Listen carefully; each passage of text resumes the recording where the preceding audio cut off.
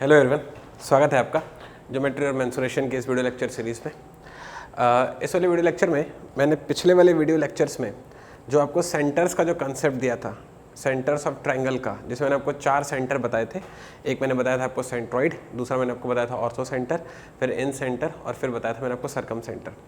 तो ये जो 4 सेंटर्स थे, इसका थ्योरी पिछले वाले वीडियो में गिवन है। अच्छा आधे घंटे का बढ़िया वीडियो बना था, उसको आप अच्छे से देख कर आइए, ठीक है। जब आप उस वाले वीडियो को बढ़िया से देख लो, उसके कंसेप्ट को आप जान लो, फिर ये वाला वीडियो रन करना। तो इसके पहले वाला वीडियो आप वीडियो नंबर 13 होगा वो देख कर आइए, उसके बाद वीडियो नंबर 14 आप रन कीजिए। Got it? कंफर्टेबल अपन इसमें? क्यों? क्योंकि इसमें मैंने जो पिछले वीडियो में जो थ्योरी दी थी ना, उस वीडियो पर मैं उस वाले थ्योरी पर मैं कुछ क्वेश्चन करवाने वाला हूँ। Got it? तो ये जो हेडिंग होने वाली है, ये हेडिंग है सेंटर्स ऑफ ट्रायंगल, जिसकी थ्योरी पिछले वाले वीडियो में गिवन है। इस वाले वीडियो में उसके आप क्वेश्चंस मेरे साथ सीखेंगे। आइडिया क्लियर हो गया? ठीक है, चलिए काम करना स्टार्ट करते हैं। एक बार इत्मीनान से सुनते जाओ। पहला वाला क्वेश्चन मैं आपके लिए सॉल्व करके बताऊंगा, इत्मीनान से जरा फोकस कीजिए। फर्स्ट क्वेश्चन पर कहता है, if triangle ABC is equilateral triangle and D is a point of BC such that AD is perpendicular on BC, then find AD AB ratio BD। बोल रहा है कि ABC जो है एक समबाहु त्रिभुज है और D जो है पॉइंट BC पर इस हिसाब से बनाया गया है। पॉइंट D लाइन BC पर, ये हाँ चलेगा, लाइन BC पर इस हिसाब से बनाया गया है कि AD जो है परपेंडिकुलर हो जाती है BC पर, मतलब जो AD है वो BC पर लंब हो जाता है। तो आपसे पूछ रहा है कि AB रेशियो BD की वैल्यू क्या होगी। AB रेशियो BD की वैल्यू आपसे वो पूछ रहा है। क्वेश्चन समझ में आ गया? एक बार वीडियो को पॉज करके आप एक बार बनाने की कोशिश कीजिए, फिर आंसर कमेंट सेक्शन पर डालिए। मैं आंसर आपके चेक कर रहा हूँ बराबर उसमें, फिर आप उसके बाद इस वीडियो को प्ले करके इसका सॉल्यूशन देखिएगा। चलिए ज़रा इत्मीनान से सुन लेते हैं कि क्या कहने की वो कोशिश कर रहा था। एक बार फोकस कीजिएगा। वो कह रहा है कि एक ट्रायंगल है, क्वेश्चन में ऐसा कह रहा है एक ट्रायंगल है ABC और बोल रहा है कि जो ABC इक्विलेटरल ट्रायंगल, इक्विलेटरल मतलब समबाहु त्रिभुज, मतलब सारी की सारी भुजाएं बराबर। इसका मतलब ये A है तो ये भी A है और ये भी A है, सारा का सारा A हो गया। इतना पॉइंट समझ में आ गया? आगे पॉइंट बढ़ते हैं। फिर कहते हैं D is a point on BC। अब एक पॉइंट बनाना है मेरे को D BC पर कुछ इस तरीके से कि ये जो आप AD जो ड्रॉ करोगे ना, ये जो आप AD ड्रॉ करोगे, ये रहा AD, ये इस पर परपेंडिकुलर हो जाएगा। आगे बात समझ में? यहाँ एक पॉइंट समझ में आ गया? तो उसने क्या कहा क्वेश्चन पे कि ABC एक इक्विलेटरल ट्रायंगल है, D BC पर कुछ इस हिसाब से है कि AD जो है BC पर परपेंडिकुलर बन जाता है। Got it? अब से पूछ रहा है कि AB रेशियो BD क्या होगा। तो ये रहा AB, this is AB and this is BD। Comfortable है अपन इसमें? इसकी वैल्यू आपसे पूछ रहा है, ठीक है। ये रहा वो क्वेश्चन। अब इत्मीनान से एक बार सॉल्यूशन सुन लीजिए। देखो क्योंकि ये ट्रायंगल इक्विलेटरल ट्रायंगल गिवन है, क्योंकि ये एक समबाहु त्रिभुज गिवन है, तो इक्विलेटरल ट्रायंगल की एक प्रॉपर्टी होती है, वो मैं अभी आपको बोल के बता रहा हूँ, उसे नोट कीजिएगा। इक्विलेटरल ट्रायंगल के लिए सारे के सारे जो सेंटर्स होते हैं ना, वो चारों सेंटर, कौन कौन से centre sir? Centroid, orthocentre, incentre, circumcentre. Equilateral triangle के लिए चारों के चारों जो सेंटर्स होते हैं ना, वो दरअसल कोसेंट्रिक होते हैं। कोसेंट्रिक होते हैं कहने का मतलब ये है कि एक ही पॉइंट पर जाकर बनते हैं। तो मैं एक बार फॉर्मल लैंग्वेज में बोल रहा हूँ, उसे लिख लीजिएगा। For the equilateral triangle all the centres of the triangle are concentric.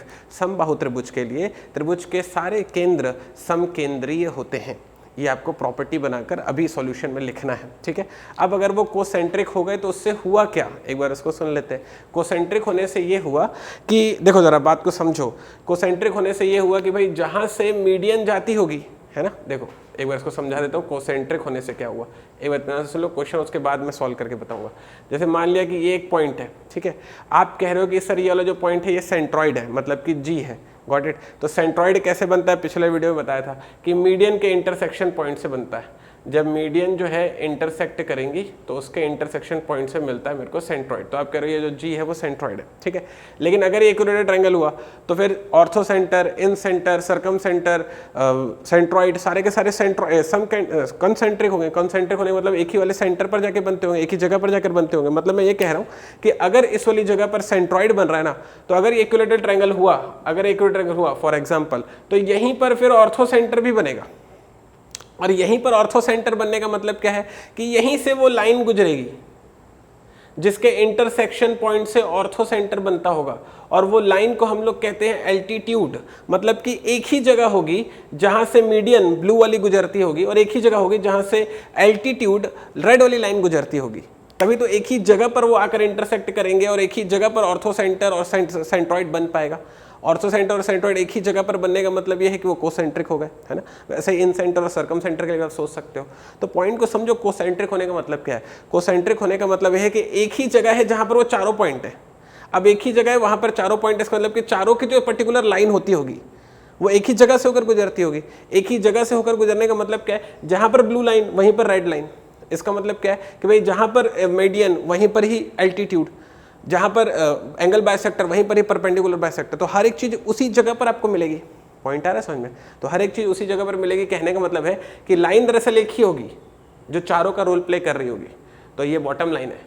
Equilateral triangle के लिए एक ही जगह पर मीडियन बनता है, एक ही जगह पर सेंट्रॉइड, एक ही जगह पर एल्टीट्यूड बनता है, एक ही जगह पर एंगल बाइसेक्टर बनता है, एक ही जगह पर परपेंडिकुलर बाइसेक्टर बनता है। पॉइंट है समझ में। तो मैं क्या कन्वे कर रहा हूँ कि इक्विलैटरल ट्रायंगल के लिए एक ही जगह पर चारों बनते हैं। लेकिन अगर आप कोई आधा टेढ़ा ट्रायंगल बनाकर सोचो, तब ये इसलिए बनाओ ताकि आप कंपेयर कर पाओ। अब देखो ये आधा टेढ़ा ट्रायंगल है, ये इक्विलैटरल ट्रायंगल नहीं है। इक्विलैटरल ट्रायंगल मतलब चारों, तीनों की तीनों साइड्स बराबर नहीं है, ठीक है। तो मीडियन, अगर इसके बारे में सोचोगे तो मीडियन की प्रॉपर्टी सोचो। मीडियन का काम है ऐसी लाइन जो ट्रायंगल को दो बराबर भागों में बांट दे। तो ये रही वो लाइन जिसने ट्रायंगल को दो बराबर भागों में बांट दिया। तो ये वाली जो लाइन है AD, ये अभी मीडियन का रोल प्ले कर रही है। लेकिन अगर आपको इस वाले ट्रायंगल में एल्टीट्यूड सोचना होगा, लंब सोचना होगा, ऐसी लाइन जो सामने जाकर 90 डिग्री बनाए। तो ये देखो सामने 90 डिग्री बना रहा है AE। तो अगर ट्रायंगल आड़ा टेढ़ा हो तो देखो मीडियन और एल्टीट्यूड, माध्यिका और लंब दोनों अलग अलग बनते हैं। एग्री करते हैं अपन। लेकिन अगर इक्विलैटरल ट्रायंगल हो तो देखो जहां पर ब्लू वाली लाइन बनी थी वहीं पर रेड वाली लाइन बनी हुई है। सीन आ रहा है समझ में। तो मैं यही आपको कन्वे करने की कोशिश कर रहा हूँ। अगर ट्रायंगल आड़ा टेढ़ा हो तो दोनों अलग अलग बन जाती है, लेकिन अगर ट्रायंगल इक्विलैटरल ट्रायंगल हो तो दोनों एक ही जगह पर जाकर बनते हैं। मैं आपको ये पॉइंट कन्वे कर रहा हूँ। पॉइंट है समझ में। दोनों मतलब चारों, एक्चुअली मैं तो दो के कंटेक्स्ट में समझा रहा हूँ, लेकिन वो चारों के कंटेक्स्ट में होता है, ठीक है। तो बॉटम लाइन क्या बनेगी? बॉटम लाइन ये बनेगी कि इक्विलैटरल ट्रायंगल के केस में जो लाइन मीडियन की प्रॉपर्टी फॉलो करती है वही लाइन एल्टीट्यूड मतलब कि लंब की प्रॉपर्टी फॉलो करवाती है। जो लाइन एंगल बाइसेक्टर होती है वही लाइन परपेंडिकुलर बाइसेक्टर होती है। जो लाइन परपेंडिकुलर बाइसेक्टर होती है वही लाइन मीडियन होती है। मतलब चारों एक ही चीज होती है। तभी तो एक ही जगह पर जाकर इंटरसेक्ट करेंगे, तभी तो एक ही जगह पर जाकर चारों सेंटर बनेंगे। सीन आया समझ में, ठीक है। तो बॉटम लाइन क्या बनी कि इक्विलैटरल ट्रायंगल के लिए लाइन एक ही होती है लेकिन चारों का रोल प्ले कर देती है। For equilateral triangle only. दूसरे ट्रायंगल में ऐसा नहीं होता। दूसरे ट्रायंगल में AD मीडियन है, AE एल्टीट्यूड है, दोनों अलग अलग है। पॉइंट आ गया समझ में, ठीक है। कंफर्टेबल है अपन इसमें? ओके चलो, मेरा ख्याल अब आपको समझ में आ गया होगा इक्विलैटरल ट्रायंगल में क्या होता है और किसी आड़े टेढ़े ट्रायंगल में क्या होता है। इक्विलैटरल ट्रायंगल में लाइन एक ही होती है जो चारों का रोल प्ले कर देती है, ठीक है। वो लाइन मीडियन हो सकती है, वो लाइन एल्टीट्यूड हो सकती है, वो लाइन एंगल बाइसेक्टर हो सकती है, वो लाइन परपेंडिकुलर बाइसेक्टर होती है। एक ही लाइन है जो चारों की प्रॉपर्टी फॉलो करवा रही है, लेकिन आड़े टेढ़े ट्रायंगल में दोनों अलग अलग बनती है, ठीक है। एक्सेप्टेड। अब जब आपने इस वाले पॉइंट को सीख लिया तब आप इस वाले क्वेश्चन को बहुत आराम से सॉल्व कर लोगे। कैसे सॉल्व कर पाएंगे सर? जरा समझो।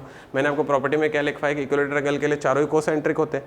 कोसेंट्रिक होने का मतलब ये है कि लाइन एक ही होती होगी लेकिन प्रॉपर्टी चारों की फॉलो करती होगी। अब यहाँ पर उसने बोला है कि AD जो है परपेंडिकुलर है, मतलब उसने AD को एल्टीट्यूड बोला है, लंब बोला है।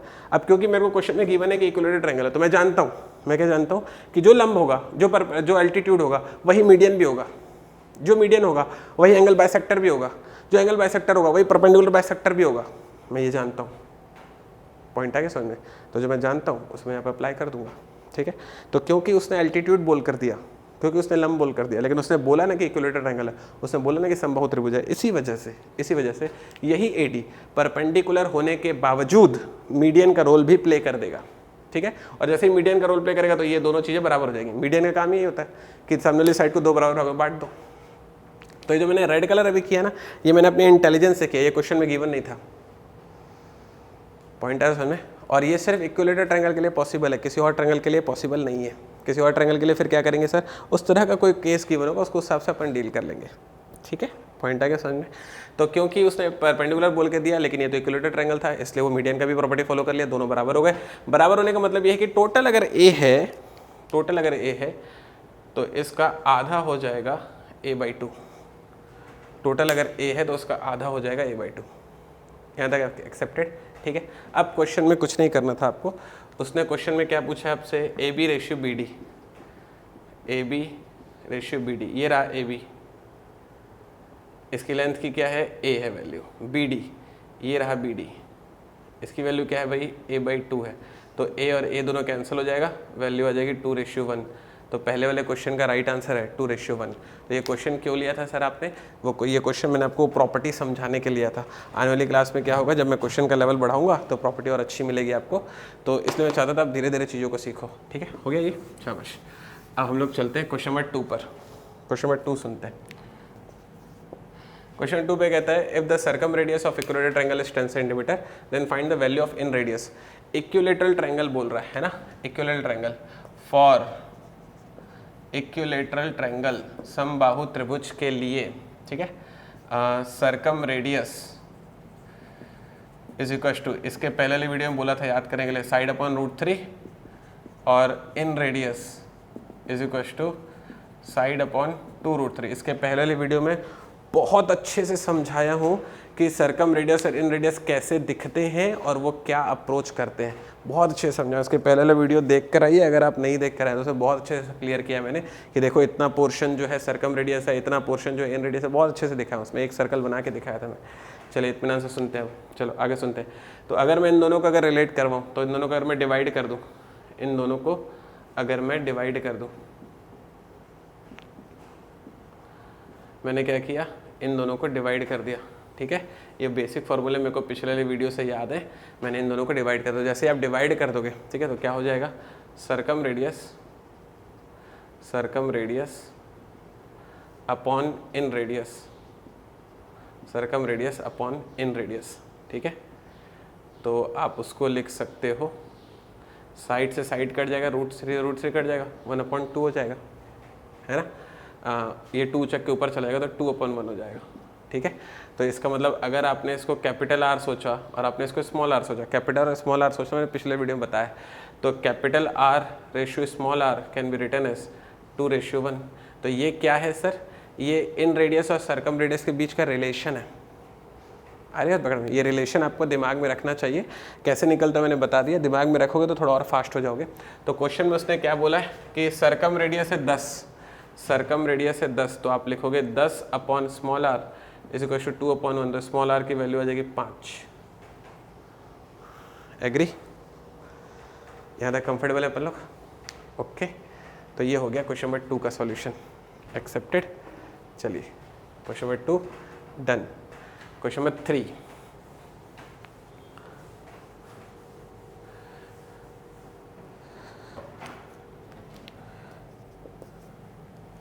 क्वेश्चन नंबर 3, क्वेश्चन नंबर 3 कहता है, G is the centroid of equilateral triangle ABC. If AB is equal to 10 centimetre then find the length of AG। बोल रहा है कि ट्रायंगल ABC में जो G है वो सेंट्रॉइड है, ये रहा ABC, ठीक है, और G is the centroid. Centroid क्या होता है, केंद्रक क्या होता है, पिछले वाले वीडियो में आपको बहुत आराम से मैंने सिखाया था, ठीक है। तो ट्रायंगल ABC एक समबाहु त्रिभुज है जिसमें सेंट्रॉइड है उसका G, केंद्रक है उसका G, ठीक है। अब बोलता है if AB is equal to 10 centimetre. अब AB जो है मेरे को 10 सेंटीमीटर गिवन है, अब क्योंकि इक्विलेटरल है तो सभी 10 ही होगा, और क्या। बोलता है then find the length of AG, इसका लेंथ आपसे वो पूछ रहा है।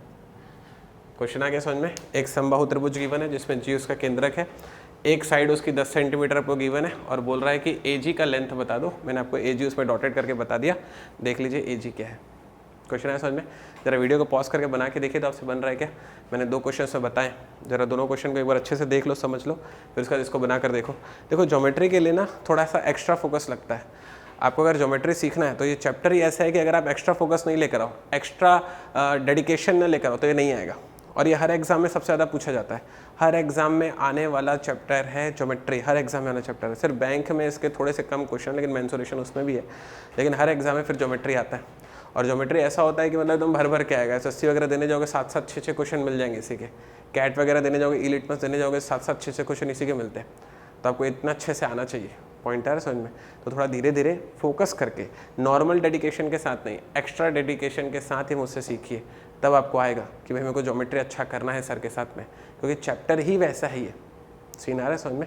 चलिए आगे बढ़ते हैं। देखो अब मुझे जो है क्वेश्चन में जो है एजी जो है एजी जो है पूछ रहा है वो, और उसने बोल दिया कि वो एक इक्विलेटरल ट्रायंगल है। ठीक है भाई, अब आपको इत्मीनान से एक बात कन्वे करें, ज़रा सुनिए इत्मीनान से। हालांकि इसके पहले वाले वीडियो में मैंने सर्कम रेडियस और इन रेडियस बहुत अच्छे से समझाया है, एक बार फिर से इसमें समझा रहा हूँ, एक बार सुन लीजिए इत्मीनान से। देखो आपने ना इस वाली चीज़ को इसके पहले देखा हुआ है कि अगर मैं जो हूँ ऐसे एक सर्कल ड्रॉ कर लूँ, ऐसा एक सर्कल ड्रॉ कर लूँ, ठीक है, ऐसा सर्कल ड्रॉ कर लूँ, तो ये जो मैंने जो सर्कल ड्रॉ किया, इस सर्कल को हम लोग कहते हैं सर्कम सर्कल। ये जो मैंने सर्कल बनाया अभी, इसको हम लोग कहते हैं परिवृत्त। ठीक है, अब इस परिवृत्त का जो केंद्र होता है ना, इस परिवृत्त का केंद्र, उसे हम लोग कहते हैं परिकेंद्र, मतलब सर्कम सेंटर। ठीक है, अब क्योंकि एक इक्विलेटरल ट्रायंगल गिवन है, तो मैं क्वेश्चन नंबर 1 के वीडियो में सीख कर आया हूँ, कि इक्विलेटरल ट्रायंगल में जहाँ पर सेंट्रॉइड होता है वहीं पर ऑर्थो सेंटर होता है, जहाँ पर ऑर्थो सेंटर होता है वहीं पर इन सेंटर होता है, जहाँ पर इन सेंटर होता है वहीं पर सर्कम सेंटर होता है। मतलब ये जो चारों ही सेंटर है वो कोसेंट्रिक होते हैं, एक ही जगह पर जाकर चारों बनते हैं। ये सिर्फ और सिर्फ इक्विलेटरल ट्रायंगल के लिए ही पॉसिबल है। और इतनी बात समझ में आ गई। तो क्योंकि ये इक्विलेटरल ट्रायंगल है और मैंने एक इस तरह से सर्कल सोच लिया, सर्कल को हम लोग बोलेंगे सर्कम सर्कल। अब सर्कम सर्कल का कोई तो सेंटर होता होगा जिसको हम लोग सर्कम सेंटर बोलते होंगे। अब क्योंकि इक्विलेटरल ट्रायंगल है और मेरे को पता है कि चारों ही सेंटर कोसेंट्रिक होते हैं, इसका मतलब ये हुआ कि जहां पर सेंट्रॉइड बना हुआ होगा ना, वहीं पर सर्कम सेंटर भी बनेगा, क्योंकि चारों ही कोसेंट्रिक है इक्विलेटरल ट्रायंगल के लिए। तो इसका मतलब क्या हुआ, क्योंकि इसने यहाँ पर सेंट्रॉइड बनाया हुआ है और ये इक्विलेटरल ट्रायंगल है, इसीलिए यहीं पर फॉर श्योर क्या बनता होगा, सर्कम सेंटर बनता होगा। अब समझो मैं वहां पर सी कैसे बना दिया, मन मर्जी नहीं कर रहा हूं, यही कंसेप्ट है। आप समझो इस वाली बात को, सी ना है समझो, वहां पर सी कैसे ड्रॉ किया गया। ठीक है, तो वो जो सी है, ये सी कन्वे कर रहा है सर्कम सेंटर को, मतलब परिकेंद्र को, और ये एग्जैक्टली वहां जाकर बना है जहां पर जी मतलब कि सेंट्रॉइड था, केंद्रक था। क्यों सर, क्योंकि इक्विलेटरल ट्रायंगल और इक्विलेटरल ट्रायंगल की प्रॉपर्टी है कि चारों ही कोसेंट्रिक होते हैं। एक्सेप्टेड कि मैंने वहां पर सी क्यों बनाया जहां पर जी था, इतना आइडिया क्लियर हो गया। चलो अब इसके बाद सुनते हैं। अब उसने बोला था कि एजी का लेंथ निकालो, एजी का लेंथ उसने मेरे से पूछा है ना, उसने क्वेश्चन में मेरे से एजी का लेंथ पूछा है। अब आप अगर थोड़ा सा गौर करोगे ना, तो ये जो एजी है, एजी इसके पहले वाले वीडियो मैंने सिखाया ये कैसे होता है ना, आपको उससे थोड़ा सीख कर आना चाहिए। जो एजी है ये वाली चीज़, ये कुछ और नहीं है, ये एजी कुछ और नहीं है, ये रेड वाले सर्कल की रेडियस ही तो है, मानते हो। वो जो एजी है वो कुछ और नहीं है, वो रेड वाले सर्कल के लिए रेडियस है। भाई सेंटर से लेकर सर्कमफ्रेंस तक टच होगा तो उसको अपन रेडियस नहीं बोलेंगे, और क्योंकि वो सर्कम सर्कल की रेडियस है इसीलिए मैंने उसको नाम दे दिया सर्कम रेडियस। क्योंकि वो परिवृत्त की त्रिज्या है इसीलिए मैंने उसको नाम दे दिया परित्रिज्या। आ गई बात पकड़ में। तो हालांकि उसने मेरे से एजी का लेंथ पूछा, लेकिन मैं अपने इंटेलिजेंस से इस वाली बात को कन्वे कर पा रहा हूँ, अपने इंटेलिजेंस वाली बात को रेक्टिफाई कर पा रहा हूँ कि वो जो एजी है वो कुछ और नहीं है, वो सर्कम रेडियस ही है। ठीक है, अब क्योंकि वो सर्कम रेडियस है और ट्रायंगल तो इक्विलेटरल ट्रायंगल है, तो इक्विलेटरल ट्रायंगल के लिए सर्कम रेडियस का फॉर्मूला होता है साइड अपॉन √3, और क्वेश्चन में साइड की वैल्यू मेरे को गिवन है 10, तो 10 अपॉन √3 इस क्वेश्चन का आंसर हो गया। सीखो भाई इस वाली बात को, आया पॉइंट समझ में। तो ऐसे क्वेश्चन आते हैं पेपर में, बहुत अच्छा क्वेश्चन था ये, एकदम एग्जाम में आने वाला क्वेश्चन। आपको ऐसे क्वेश्चन बिल्कुल मिलेंगे पेपर में, कोई सारे क्वेश्चन मुझसे सीख रहे हैं। ठीक है, हम लोग चल रहे हैं क्वेश्चन 4 पर, एक बार क्वेश्चन 4 सीख लेते हैं। क्वेश्चन 4 कहता है in triangle ABC G is the centroid. ठीक है, फिर से बोल रहा है एक ट्रायंगल ABC जिसमें G जो है केंद्रक है। ठीक है, अब आपको लेंथ गिवन कर दिया, AB गिवन कर दिया, AC गिवन कर दिया, BC गिवन कर दिया, सबकी लेंथ गिवन कर दिया। ओके, अब बोल रहा है if D is the mid point of BC, बोल रहा है जो D है वो BC का मिड पॉइंट है, then what is the length of the GD, तो फिर GD की लेंथ उसने आपसे पूछी है। ठीक है, कंफर्टेबल अपन। आप इस वाले क्वेश्चन को अभी सॉल्व करेंगे और आंसर जो है कमेंट सेक्शन में डालेंगे। ये क्वेश्चन इस वाले वीडियो के लिए होमवर्क होगा। नेक्स्ट वाले वीडियो में मैं इस वाले क्वेश्चन का सॉल्यूशन भी दूंगा और बढ़िया लेवल के क्वेश्चन भी आपसे डिस्कस करूंगा। बने रहिएगा।